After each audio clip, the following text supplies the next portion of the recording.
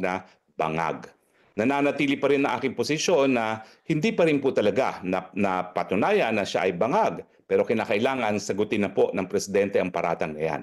So bagamat itong pagpapakalat ng pulboronic video ang dahilan sa pagigipit sa akin, uulitin ko po, nagpapasalamat ako doon sa mga tao na nagsiwalat ng video na ito dahil importanteng masagot po ng presidente yung paratang na yan dahil ito naman po ay hindi lang nanggaling sa pulboronic video, ito po ay sinabi na ng presidente nung siya ay presidente pa na may isang tumatakbong kandidato para presidente na gumagamit ng pinagbabawal na gamot na inulit niya noong Enero ng taong nakalipas sa isang maisog rally.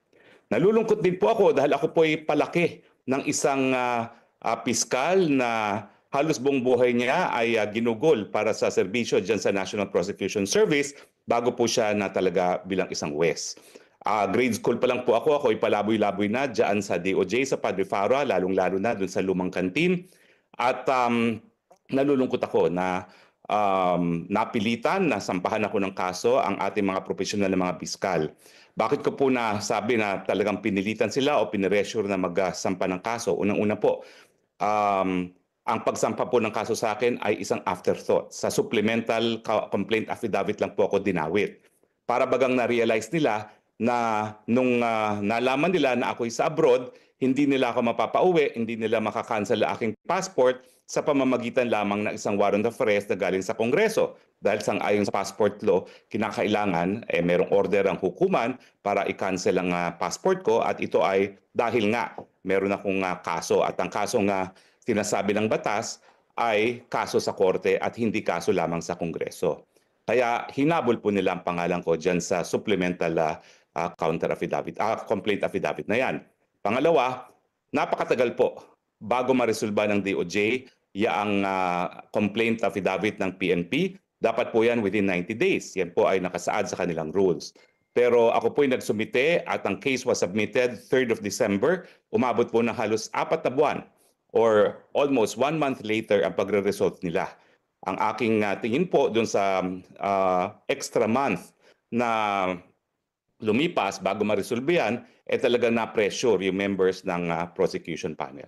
So akin mensahe po sa kanila, naniniwala naman ako sa kanilang katapatan. Dahil 34 years na po ako nagpa-practice, karamihan po ng kaso ko ay bilang isang private prosecutor at talaga naman pong kapit-bisig ako sa mga public prosecutor sa mga kasong hinarap ko. No?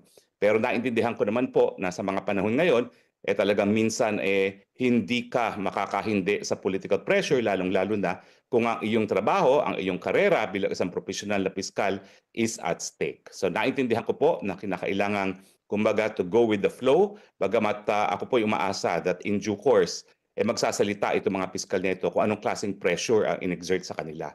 Naniniwala po ako sa kanilang katapatan at ang tingin ko po matindi talaga yung pressure na na-apply sa kanila. At nalulungkot nga po ako dahil isa sa pakasalanan ng Marcos administration ay ito nga pong pagbababoy sa ating criminal justice system. Ngayong ginagamit na po nila ang politika para sa desisyon kung kakasuhan o hindi ang isang tao para sa isang non-bailable offense at that, talaga pong ito po ang dahilan kung bakit masisira ang pagtiwala ng ating taong bayan sa ating criminal justice system. No? Gaya ng nasabi ko, ako po'y pinalaki na isang taga-National Prosecution Service at narinig ko mga kwento po sa panahon ng martial law pa, no? Na talagang hindi po talaga nag-give in sa pressure yung nagpalaki sa akin. Kahit kanino man manggaling ang pressure na yan, sasampahan ng kaso ang dapat sampahan ng kaso, absulto ang hindi dapat makasuhan. No? At nalulungkot nga po ako na politika naging dahilan kung bakit tayo nasampahan ng kaso ngayon. Gayunpaman, ako rin po ay nagagalak. Kasi sa totoo lang po, isa sa issue dito sa aking pending asylum petition, ano bang resulta dito sa kaso na sinampa sa akin for qualified trafficking? No? Ang tinatanong sa akin dun sa mga nakausap ko na, nakabahagi ng immigration dito sa Netherlands is habang wala pang resulta yung kasong sinampa ng PNP sa akin for qualified trafficking na non-bailable, mahirap nilang desisyonan yung aking kaso for asylum. Bagamat kompletong-kompleto pong sinumiti ko, halos isang metro po ang taas ng mga papeles na didokumento ko at halos po 400 euros ang aking ginastos pagpa-xerox lang ng 1 copy ng mga dokumento kasama na po yung buong file ng kaso na nakabinbin o na-desisyonan na ngayon ng DOJ, no, para sa human trafficking. At ang malinaw nga po na aking sinabi sa kanila at tinanggap naman nila explanation para mapatunayan na ako ay merong reasonable certainty of success in the prosecuting before a court of law, dapat mapurebahan yung tatlong elemento ng trafficking. Yung pagre-recruit, yung sa pamamagitan ng dahas, at yung intensyon na pagsamantalahan yung paggawa ng isang taong na-recruit. No? At hindi lang po yan, kung ang kanilang teorya ay conspiracy, dapat po ang conspiracy ay mapurebahan din, hindi lang po sa pamamagitan ng probable cause, kundi reasonable certainty of success in prosecuting in court na nagkaroon po ng sabwatan or conspiracy. At wala naman pong kahit anong alegasyon ng conspiracy dyan. Ang sinabi lang nila, tinamahan ko sa PAGCOR para sa pagbayad ng mga deficiencies, itong si Cassandra Ong, yung isang papel na wala naman lagda, na ako daw ay legal, na sabihin na nating totoo ay hindi naman po krimen para maging legal sa kahit sinong kumpanya, at yung nakitira dyan ng isang dating staff. No? So malinaw po na hindi man lang napakita na ako po ay gumawa ng kahit anong elemento ng trafficking, at malinaw po na wala rin kahit anong ebidensya na nagpapatunay na meron pong conspiracy. Kaya nga po sinabi ko na isa pa sa karagdagang kasalanan ng Marcos administration ay yung pagbababoy ng ating sistema ng criminal justice system. At ang pagsampa ng non-bailable charge laban sa akin ay isang malaking pruweba na talagang meron pong miscarriage of justice, at kampante po ako ngayon na sa desisyong ito, bagamat hindi ko pa nakikita ang resolution, mapapatunayan ko na ito pong kasong sinampa sa akin ay tinatawag na unjust prosecution dahil wala pong kahit anong basihan yan. At dahil ang unjust prosecution po ay isang form of political persecution, naniniwala po ako na magagrant po ang aking asylum. Ngayong isasampa po sa hukuman itong kasong ito, lilinawin ko lang po. Hindi po ako pugante. Ako po ay isang bona fide asylum seeker. At ang karapatan naman na humingi ng asylum ay aking karapatan bilang isang mamamayan ng mundong ito. Ito po ay napaka-importanteng karapatang pangtao which literally makes the difference between life or death. No? At syempre po, gagamitin din natin yung pag-aaral gaya ng mga grupong regress na nagsasabi na ang ating mga prison conditions are torturous. No?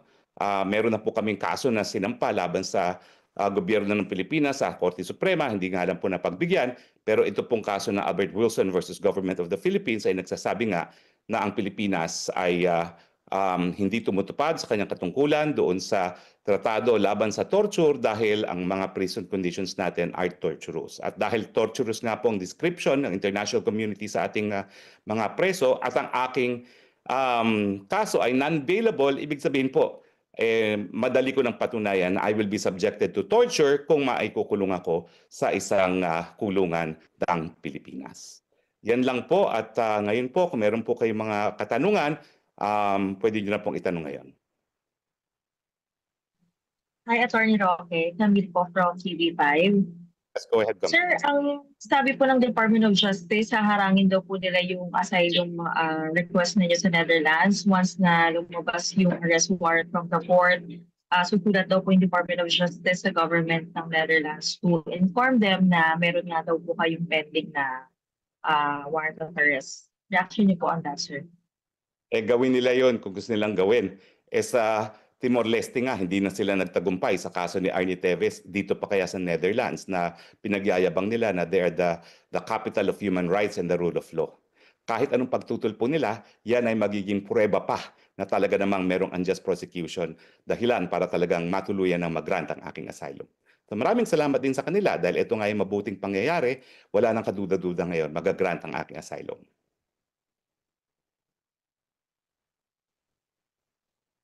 Okay, meron pa kayong mga katanungan? Thank you po, sir. Yan ang point na lang. Okay. Thank you, Salamat. sir. Thank you. So kung wala na kayong katanungan, Attorney. yes, Jason?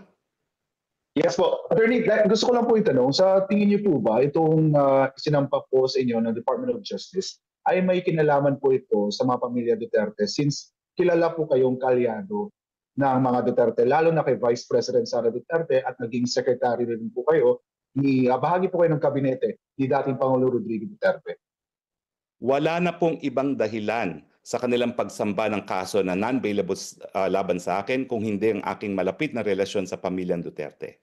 Gaya ng aking sinabi kanina, talagang pinag-iinitan nila ako sa mulat-mula doon pa lang sa Quad Committee Huwad Committee ng Kongreso dahil akong pinagbibintangan nila na nagpakalat nitong pulvoronic video. Alam ko po yan dahil ako naman po ay naging kongresista at yan ang nag-iulat sa akin ng mga malalapit kong kaibigan sa Kamara. At ang sabi pa nga nila, hindi nila titigilan ang pamilyang Duterte at ang kanilang mga aliado hanggang hindi na sila tuluyang mapulbos. At bago pa nila sinimulan itong Huwad Committee hearings, ay sinabi na sa akin ng mga kasama ko sa Kongreso dati kung anong plano nila na ipakulong si Presidente Duterte sa dahig, na ipa-impeach at patanggal si VP Duterte bilang Vice President, ipakulong si Congressman Pulong at si Attorney Mans Carpio para sa non-bailable offense, at nadawit nga po ako dahil sa pulboronic video. Ngayon po, sinampahan ako ng non-bailable human trafficking. Sir, lastly po, ito rin po ba ay may kinalaman po sa May 12 elections at maging sa nalalapit na po na 2028 presidential elections?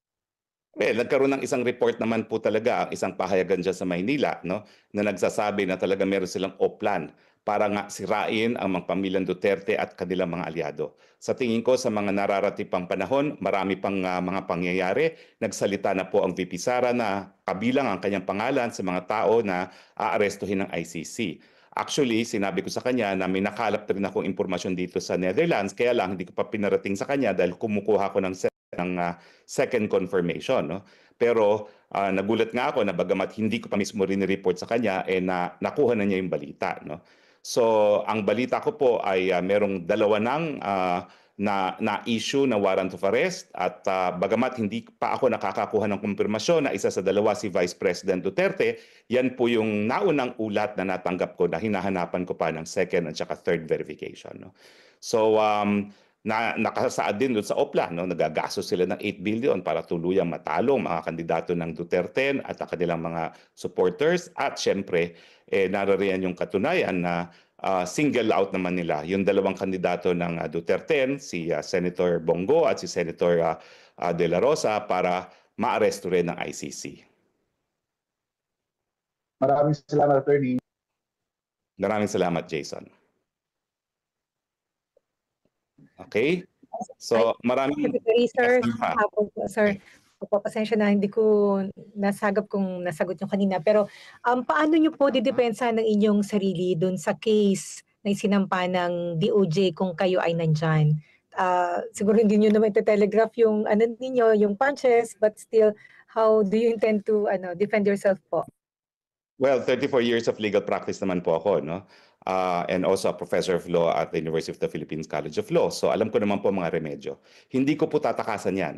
Haharapin ko pa rin po sila sa korte dahil meron naman pong karapatan ng kahit sinong mamamayan magsampa ng petisyon pag nagkaroon ng grave abuse of discretion.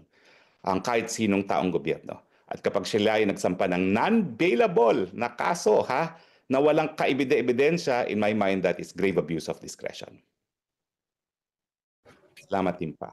So patuloy pa rin po ako naniniwala sa ating hudikatura, bagamat tuluyan akong nawalan ng tiwala dito sa ating hekutibo. At yan naman po ay consistent din, no, sa aking paniniwala na habang nandyan ang Marcos Jr. bilang Pangulo, walang mabuting magre-resulta dyan para sa bayan.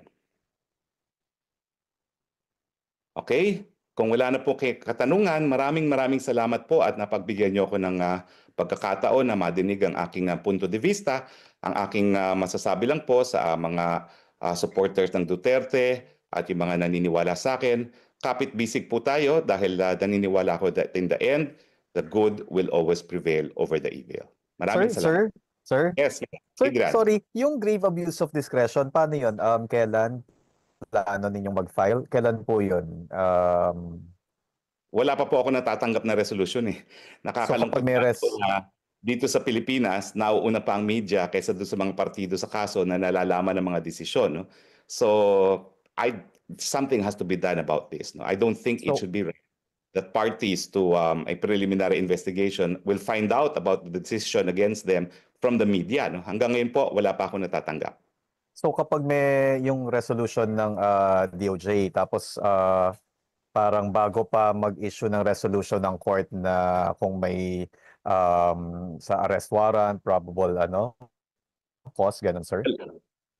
Everything is speculative now kasi hanggang ngayon nga po hindi ko pa alam kung ano talagang resolution ng korte ng prosecution panel.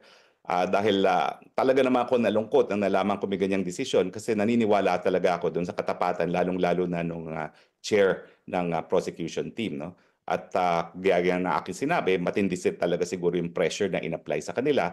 Pero yung delay sa pagre-resolve ng kaso ay napapakita na talaga nagkaroon ng alinlangan, no, sa pagpa-file ng kaso laban sa akin, no? So hayaan muna nating ma-receive ko yung resolution na yan. Ang aking sinasabi bilang abogado, I will continue to avail of judicial remedies. So hindi po ako magiging pugante. I am not evading arrest. I will be exercising my rights to avail of judicial remedy and exercising my rights as a human being under the International Convention on the Rights of Refugees and Asylum Seekers. Okay, sir. Thank you. Balitaan nyo na lang kami, sir. Abang-abang lang kami. Okay, maraming salamat po Thank talaga sa you. inyo. Thank you, sir. Have a good day to everyone.